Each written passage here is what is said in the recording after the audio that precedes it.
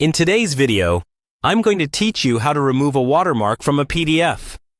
Before we start, it's important to mention that you should only remove watermarks from PDFs that you own or have permission to edit. Many watermarks are there for copyright, security, or branding reasons.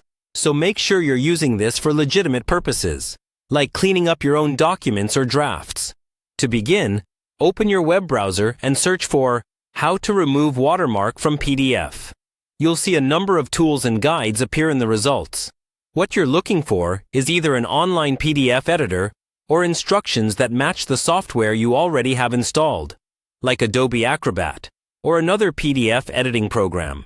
If you choose an online tool, click on a trusted website from the search results. On most of these sites, you'll see an option to upload your PDF. Go ahead and select your file from your computer or drag and drop it into the upload area. Give it a moment to process. Once your PDF is open in the editor, look for an option related to editing or organizing the pages. In a full-featured PDF editor, there is usually a specific option for watermarks, often found under menus like Edit, Page, or Tools. You may see something like Watermark, Remove Watermark, or Update Watermark. Choose the option that allows you to remove or delete the watermark. When you select that, the tool will scan the document and remove the watermark layer from all pages where it's applied. In some editors, you might need to confirm that you want to remove it from the entire document, not just a single page.